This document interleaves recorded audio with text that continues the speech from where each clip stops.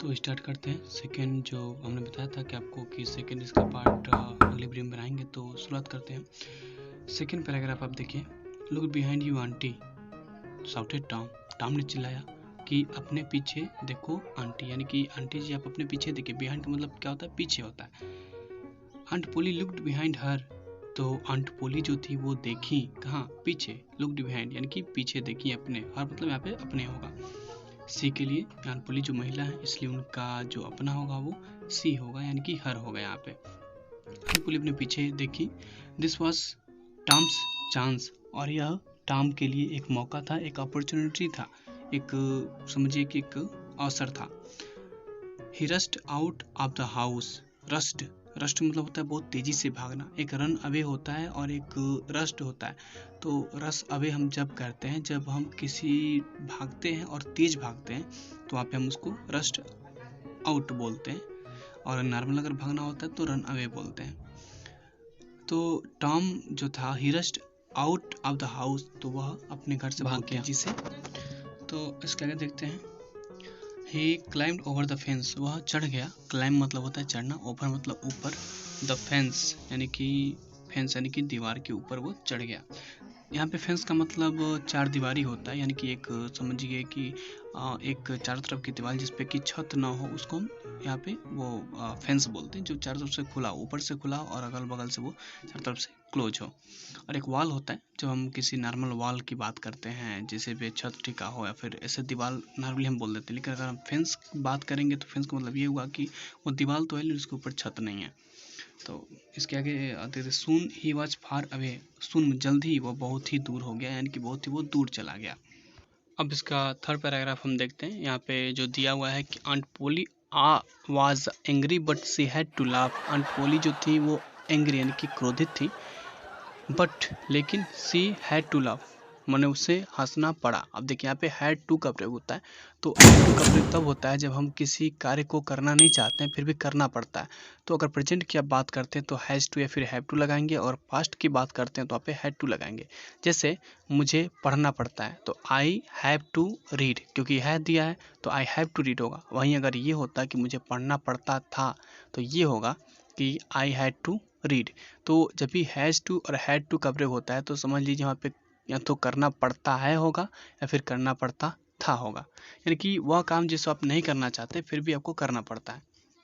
आगे बढ़ते हैं। बैड बॉय, वह एक खराब लड़का है। She said to herself, उन्होंने अपने आप से कहा। यहाँ भी हर सेल्फ का मतलब उन्होंने यानी कि आंट पोली के लिए प्रयोग हुआ है।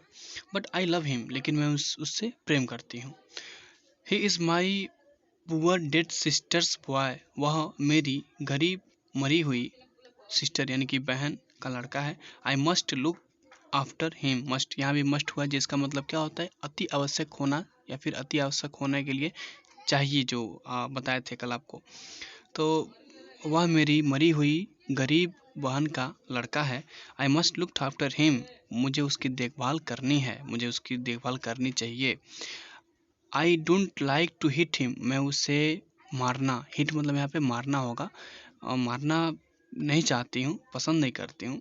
बट आई हैव टू, लेकिन मुझे मारना पड़ता है। यहाँ पे आई हैव टू आ गया, जो बताया था आपको कि हैव टू का प्रयोग होगा। तो लेकिन यहाँ पे क्या होगा कि लेकिन मुझे मारना पड़ता है।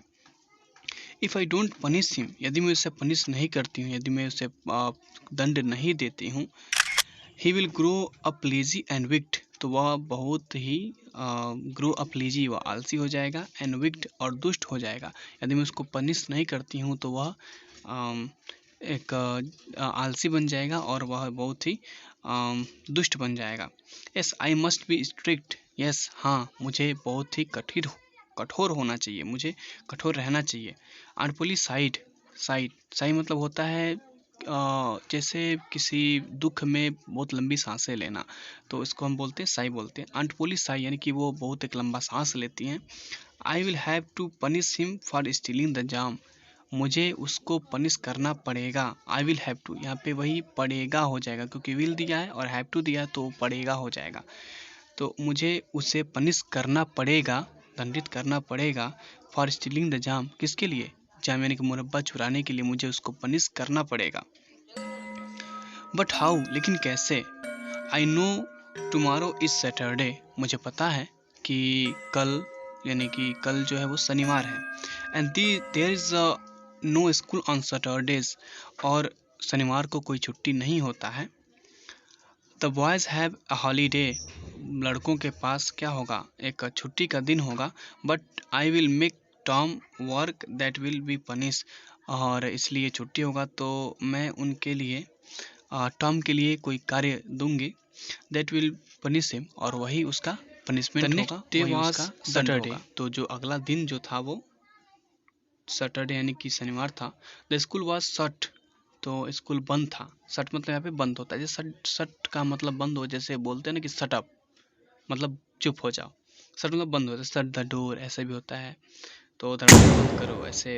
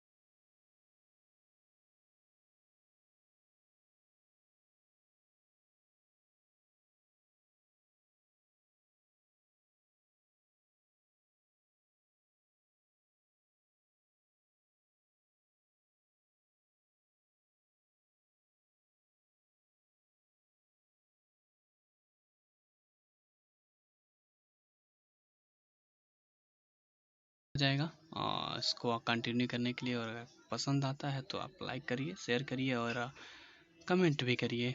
बाकी के लिए मिलते हैं अगले वीडियो में।